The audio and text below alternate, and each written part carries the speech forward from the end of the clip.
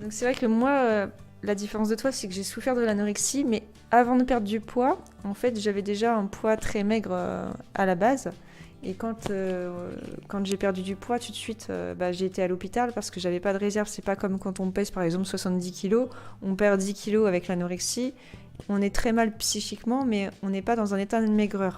Moi, j'ai eu la maladie de Crohn et l'anorexie, ce qui fait que ça m'a fait perdre beaucoup de poids. Et dans ma famille, il n'y a pas d'obèses, on est tous grands et minces. Donc c'est vrai que c'est aussi un handicap finalement par rapport aux autres, ou quand il nous arrive une maladie, une infection, une gastro, c'est vrai que ça peut être dangereux de perdre beaucoup de poids et se retrouver à l'hôpital.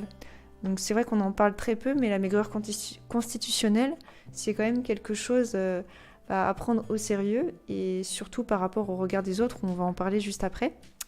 Et je voulais faire un petit aparté sur l'anorexie par rapport à la maigreur constitutionnelle. Dans l'anorexie, il y a vraiment une lutte psychologique avec la nourriture. On y pense toute la journée, il y a vraiment une angoisse, une dépression associée, ça peut être aussi de l'hyperactivité dans le sport, voilà. On peut être hyperactif, mais un tempérament hyperactif, comme toi Gaëlle, tu as un tempérament assez, assez dynamique. Et le comportement compulsif où on s'oblige, on se fait du mal, vraiment pour se faire du mal, où on va aller dans le sport, la compensation. Et contrairement à ce qu'on pense, l'anorexie, la boulimie ou être maigre, c'est pas une question de volonté, ça n'a rien à voir avec ça. Et justement, Gaëlle, est-ce que tu as déjà eu des commentaires blessants par rapport à ton physique ? Oui, ça m'est arrivé assez souvent, notamment dans des magasins où j'étais en train de choisir des vêtements et j'entendais des réflexions derrière moi. Comme quoi, elle doit être anorexique celle-là, elle doit pas manger assez. Alors que si je grossissais autant que je mangeais, je serais plutôt obèse que maigre. Oui, donc tu as l'impression de bien manger. Bon, c'est vrai que tu dois pas avoir un gros estomac, mais du coup, tu manges à ta faim et tu n'as pas de restriction en fait. Non, aucune. Je mange plutôt bien au repas, pas énormément, mais bien. Par contre, je fais beaucoup de collations toute la journée, toutes les 2 heures. Je peux manger quelque chose. Même si je me réveille la nuit, je vais avoir faim, je vais me lever pour manger un gâteau. D'accord, donc c'est plutôt des petits repas espacés, donc tu dois quand même avoir un métabolisme rapide. Et donc là, par rapport au regard des autres, c'est vrai qu'on t'a sûrement dit des fois que, par exemple, que tu faisais de l'anorexie. Oui, on m'a déjà dit est-ce que j'étais anorexique ? J'ai dit non. On m'a dit tu l'as été avant, j'ai toujours dit non. On m'a dit que c'est parce que je mangeais pas assez, qu'il fallait que je mange plus pour grossir, mais non, j'ai même fait des régimes pour grossir. Ça n'a pas fonctionné, peut-être au même titre que certains obèses font des régimes pour maigrir et que ça ne fonctionne pas. On ne choisit pas de grossir. Quand on n'y arrive pas, on n'y arrive pas. C'est le corps qui décide. C'est comme ça. Oui, je dis toujours, on ne peut pas forcer le corps. On n'est pas ce que l'on mange, on est ce qu'on assimile. C'est pas le tout de mettre dans le ventre. Il faut que ça puisse passer la barrière intestinale pour être vraiment dans le corps. Donc si on mange, mais qu'il y en a la moitié qui repart aux toilettes, ou parce qu'on est plus anxieux, on assimile moins bien, eh bien, on n'arrive pas forcément à prendre du poids. Et c'est vrai que si on aurait été dans une société plutôt en famine, c'est plutôt un peu défavorisant pour nous qui avons du mal à prendre du poids, parce qu'on serait, on va dire, on aurait plus du mal à survivre en cas de famine en fait. C'est plutôt ça. Parce que notre corps ne fait jamais de réserve en fait. On n'a pas de réserve. S'il nous arrive une gastro ou une maladie, c'est plus difficile. Voilà, on mange, il prend ce qu'il a besoin, mais tout ce qui est en surplus, au lieu de le garder comme certaines personnes et de faire de la masse grasse ou des choses comme ça, il élimine tout ce qu'il n'y a pas besoin. Donc on grossit pas puisqu'on reste sur le même poids. Oui. On a nos besoins, donc ça nous suffit. Oui, c'est vrai que en fait, le corps, quand il fait de la masse graisseuse, c'est vraiment aussi pour, en cas de famine, pour préparer une grossesse, par exemple. D'ailleurs, concernant ta fertilité, est-ce que ça a impacté ta fertilité ? Non, pas du tout. Les 2 fois où j'ai décidé d'avoir des enfants, en moins de 3 mois, je tombais enceinte. J'ai eu des grossesses tout à fait normales, au contraire même très faciles. J'ai simplement accouché les 2 fois un petit peu avant, mais c'était plus dû à mon hyperactivité et au fait que je sois un petit peu speed et nerveuse, mais sinon, aucun souci pour tomber enceinte et avoir une bonne grossesse et des beaux accouchements sans complications. Donc c'est ça le principal, c'est surtout ton aspect, on va dire au niveau de bonne santé, que ce soit au niveau des prises de sang, que ce soit pour ta fertilité, tu as toujours eu tes règles, pour avoir des enfants quand tu veux. Donc ça prouve que tu étais en bonne santé dans ta tête et dans ton corps. Exactement. Que tu le nourrissais suffisamment, ton corps n'était pas en stress parce que tu ne l'as jamais mis au régime. Ça, c'est important. Non, je n'ai jamais été au régime, à part plus petite, parce que les médecins, justement, pensaient que j'étais trop maigre, donc ils voulaient absolument me faire grossir, mais ça n'a pas fonctionné. Ils disaient même d'ailleurs que c'était plus difficile à faire grossir un enfant dont le corps ne veut pas grossir, parce que justement, mais la maigreur constitutionnelle n'était pas connue, puisque ça fait pas si longtemps que ça qu'on en parle, et ça reste d'ailleurs très méconnu encore. Mais voilà, j'ai jamais eu de soucis particuliers.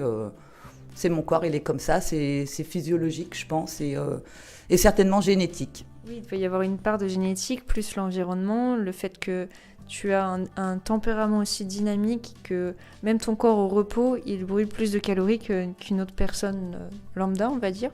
Pour ma part, donc avant de tomber dans l'anorexie, j'étais très dynamique, très sportive, je faisais beaucoup d'équitation, je nettoyais les box, donc j'étais plutôt musclée, mais j'avais pas un poil de gras, j'étais juste musclée. J'ai jamais dépassé peut-être les 45-50 kilos grand maximum, mais voilà, c'était toujours dur de prendre du poids à ce moment-là. Pourtant, je suis quand même assez grande. C'est vrai qu'il y a quand même la société qui met la pression sur la minceur. Donc si on est trop maigre ou si on est trop gros, on est tout de suite jugé. Alors que voilà, on ne peut pas être parfait, on a chacun une morphologie différente. Donc ça, c'est important de le prendre en compte aussi. Et quand je suis tombée malade, j'ai eu l'anorexie, donc j'ai perdu beaucoup de poids, mais j'ai eu aussi la maladie de Crohn parce que plus on me forçait à manger, plus mon corps il le rejetait. Et comme je me suis jamais fait vomir, mon corps c'est comme si il voulait le rejeter par les intestins, par le bas, avec des grosses diarrhées. Et quand j'étais revenue du Sénégal en 2017, j'ai perdu 10 kilos en une semaine, et là j'étais en réanimation. Donc ça, c'était vraiment dur. Donc quand on est déjà en sous-poids, quand il nous arrive la tourista comme j'ai eu, on ne tient pas le coup et on se retrouve à l'hôpital. Donc j'ai failli mourir, j'étais à 8 d'IMC. Donc voilà, j'avais même pas la force de soulever ma tête. Donc c'est toujours important de prendre soin de sa santé. Alors quand on n'arrive pas à grossir, il faut au moins tenir une masse musculaire, quand même continuer à bouger pour garder une santé. Ça c'est important, pour pas non plus avoir de problèmes d'ostéoporose, de fractures. Donc bouger, bien manger, bouger. Et puis bien se reposer, bien dormir, ça c'est important aussi, je pense. Peux-tu me parler un petit peu de ton sommeil ? Alors moi, mon sommeil, je dors très peu. Je me couche tard et je me lève pas forcément tard. Mais ça a toujours été comme ça. J'ai 5-6 heures de sommeil, ça me suffit largement. Et puis une fois de temps en temps, si j'ai accumulé un peu trop de sommeil, je vais faire une grasse matinée une fois dans le mois, ou voilà. Mais j'ai jamais eu un très gros sommeil, non. Alors contrairement à moi j'ai quand même besoin de 8 heures de sommeil. Quand je dors moins bien, je suis plus fatiguée, et du coup si je suis trop fatiguée, j'ai pas la force de manger non plus. Avec l'anorexie, ça m'a tellement épuisée. Quand je suis trop fatiguée, il faut vraiment que je me repose pour même avoir un repas, pour être en forme pour manger. Donc ça, c'est hyper important pour moi, par exemple. Et surtout aussi avec l'anorexie, moi j'ai eu des conséquences comme l'aménorrhée, l'ostéoporose. Je me suis fracturé le dos avec une chute de cheval, par exemple. Le fait d'être en aménorrhée, de ne pas pouvoir avoir d'enfants, ça c'est un gros handicap. J'ai eu aussi d'autres impacts au niveau insuffisance rénale, hépatique et cardiaque aussi, surtout quand j'étais à l'hôpital. De l'hypotension, donc je descendais souvent à 7 de tension, le maximum 9. Donc ça c'est les différences, on va dire, physiologiques. Et surtout que j'étais très stressée, j'étais dans l'hyperactivité. Donc déjà j'avais un tempérament hyperactif, comme toi, le fait d'avoir une maigreur constitutionnelle, mais en plus de l'anorexie, ça a augmenté mon hyperactivité, que j'ai réussi à gérer grâce à la méthode STAR que j'ai mis en place et les personnes que j'accompagne. Donc, et toi, Gaëlle, qu'est-ce que tu penses qu'on pourrait dire comme conseil à des personnes qui ont une maigreur constitutionnelle et des personnes qui souffrent d'anorexie ? Est-ce que tu as un conseil pour ces deux types de personnes qui regardent la vidéo ? Alors, je vais déjà commencer par la maigreur constitutionnelle, puisque c'est ce que je connais le plus, puisque ça fait pas si longtemps que ça, que j'ai découvert, en fait, pourquoi je ne grossissais pas, que j'étais dans ce cadre-là. Alors, pour les gens comme moi, qui mangent, mais qui ne grossissent pas, la seule façon de grossir, c'est de faire du sport et de prendre un petit peu de masse musculaire. C'est vraiment la seule chose que l'on peut faire, parce que si on est vraiment en maigreur constitutionnelle, vous pourrez manger autant de calories par jour que vous voudrez. Vous prendrez peut-être quelques centaines de grammes, mais ce sera le maximum. Alors qu'avec le sport, vous allez augmenter un petit peu votre masse musculaire. Et du coup, moi, c'est la seule façon où j'arrive à prendre 1 ou 2 kilos. Dès que j'arrête le sport, je repère ces 1 ou 2 kilos de masse musculaire. Et vu mon poids, 1 ou 2 kilos, c'est très important. Oui, parce que le fait de faire du sport, ça augmente la masse musculaire, ça redonne de l'appétit. C'est important aussi, un bon sommeil, une bonne activité pour être en forme, parce que si on n'a pas d'appétit, on mange moins et on perd en masse musculaire, et là on peut avoir des risques aussi fracturaires sur plein de choses. Prendre soin de son corps, c'est important, et surtout être très vigilant justement si on a une maigreur constitutionnelle. Et je sais que tu n'as pas souffert d'anorexie, mais est-ce que tu aurais un conseil pour des personnes qui souffrent d'anorexie? Alors je leur je leur souhaite déjà beaucoup de courage pour se battre contre cette maladie qui est très dure, puisque c'est une vraie maladie. Il y a beaucoup de gens, et surtout des fois ceux qui grossissent très facilement et qui se battent eux avec le poids inverse. C'est pas de leur faute s'ils n'arrivent pas à grossir, c'est pas de leur faute, c'est vraiment une maladie. Surtout arrêtez de dire aux anorexiques ou aux anciens anorexiques ou même aux gens même juste maigres comme moi de dire t'as qu'à manger, tu vas grossir. Non, ça ne marche pas comme ça. Et donc pour ces anorexiques là, soyez courageux, n'écoutez pas les réflexions des gens qui ne connaissent pas, parce que ça va vous toucher encore plus. Ne prêtez pas attention à ces gens-là. Pensez à vous, soignez-vous. Et puis dites-vous que quand vous serez soigné, vous aurez l'avantage de pouvoir continuer de manger tout ce que vous voulez sans trop grossir, et surtout reprenez plaisir à manger ce que vous aimez. Oui, c'est toujours dans le plaisir, le faire pour soi. Et c'est pour ça qu'on ne peut pas donner le même plan alimentaire à tout le monde. On a tous un rythme de vie, des choses que l'on aime manger, des choses que l'on peut plus ou moins digérer. C'est pour ça que j'ai créé cet accompagnement pour les personnes qui souffrent. Ça peut être de maigreur constitutionnelle, mais aussi de troubles du comportement alimentaire, de sous-poids, de surpoids. Et tout ça, c'est très important. Parce que si on n'a pas d'accompagnement personnalisé, tout seul, c'est vraiment très très dur et très long. On n'a pas aussi forcément le soutien attendu, la compréhension, que ce soit les médecins ou la famille. Et ça, c'est hyper important. Toi, est-ce que ta famille, elle t'a compris? Ils étaient aussi en maigreur constitutionnelle? Alors ma mère, je pense que plus jeune, oui, puisque quand elle était enceinte de moi, à 5-6 mois, elle faisait que 45 kilos et elle fait 1m62. Donc voilà, elle a grossi un tout petit peu, mais arrivée à 70 ans, c'est plus des kilos d'âge. Mais elle n'est pas très très grosse non plus. Mes 2 frères sont comme ça, donc je pense que c'est vraiment génétique. Alors, et toi, Gaëlle, du coup, comment tu arrives à trouver des habits à ta taille par rapport à ta morphologie? Alors c'est compliqué, souvent je vais au rayon enfant, donc quand c'est pour des choses basiques, ça va. Si par contre un jour je veux m'habiller un petit peu mieux, genre pour un mariage ou quelque chose comme ça, là ça devient un peu plus compliqué, parce qu'au rayon enfant, on trouve pas des choses femmes. Et puis arrivé à mon âge, il y a un moment donné, si à 70 ans, il faut encore que je m'habille avec des jeans d'enfants de 14 ans, je le ferai si j'ai pas le choix, mais je serais peut-être un peu décalée entre mon âge et mon look. Oui, et puis moi par exemple qui est grande et mince, du coup si je prends enfant, je vais avoir les pantalons qui sont trop courts du coup, parce que j'ai des grandes jambes, donc ça c'est encore un handicap. On se trouve dans le magasin, on se trouve vraiment bête parce qu'on n'arrive pas à trouver le bon habit, quoi. C'est ça. Donc ça c'est hyper important. On peut dire que vraiment les apparences sont trompeuses, il ne faut pas se fier à l'apparence des gens et pas juger tout de suite que l'on soit en surpoids, en sous-poids. On ne connaît pas l'histoire de la personne, on ne sait pas si elle souffre d'une maladie, ça peut être aussi un cancer.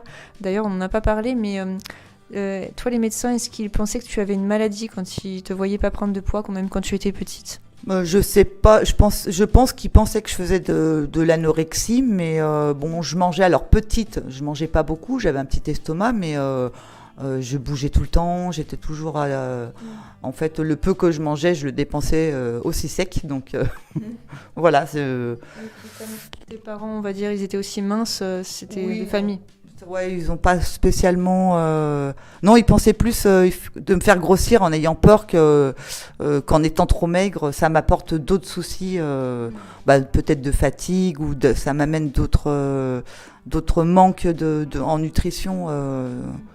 Et en fait, ce qui est important, c'est de savoir qu'on peut être, on va dire, en carence nutritionnelle, même en étant obèse. C'est-à-dire qu'il y a des personnes qui n'ont pas beaucoup de masse musculaire, qui ont plutôt de l'œdème ou une hypothyroïdie ou quelque chose comme ça, et qui sont quand même en carence. Alors qu'on peut être maigre et pas être carencé.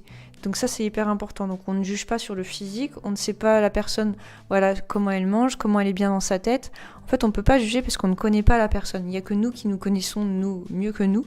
Donc pas de jugement, le but c'est qu'on soit tous bien, tout ce que l'on fait tous les jours, qu'on soit heureux de le faire, on est content de ce que l'on mange, on aime ce que l'on mange, on aime ce que l'on fait, comme sport aussi, on a tous un sport différent, une activité physique différente, et le principal c'est que chacun trouve sa voie, et c'est pour ça que j'ai créé cet accompagnement de coaching donc avec la méthode STAR sur 10 étoiles à gagner, pour que vous retrouviez jusqu'à votre mission de vie. On va travailler sur tous les aspects, que ce soit le mindset, apprendre à aimer son corps, aller sur les croyances limitantes, la nutrition, la micronutrition, toutes les blessures émotionnelles du passé, la gestion du stress, la confiance en soi, les rythmes de vie, l'équilibre hormonal, l'estime de soi jusqu'à sa mission de vie.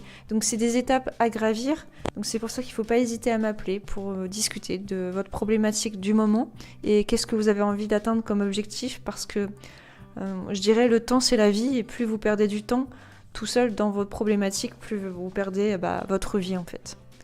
Est-ce que tu as quelque chose à dire à nos auditeurs, Gaëlle ? Oui, donc je terminerai effectivement en disant que jusqu'à 20 ans, c'était un peu plus compliqué pour moi d'accepter mon corps, même si je me sentais bien dedans, plus par rapport au regard des autres, ou quand on arrive à l'adolescence, toutes les copines prennent un peu des formes, et pas vous, qu'on vous demande votre carte d'identité alors que vous avez déjà largement, vous êtes largement majeur, mais qu'on vous prend encore pour une jeune fille de 16 ans alors que vous en avez 22, c'était un peu plus compliqué, mais finalement, je me suis dit que j'étais comme ça, que c'était mon corps, et tant que je me sentais bien dedans, et ben ceux qui n'étaient pas contents de me regarder comme ça, qui regardent ailleurs, c'est pas grave, on peut pas plaire à tout le monde, et dans tous les cas, ça m'a pas empêché ni de me marier, ni d'avoir 2 beaux enfants qui sont grands, et je vais être mamie d'ici 1 mois, donc...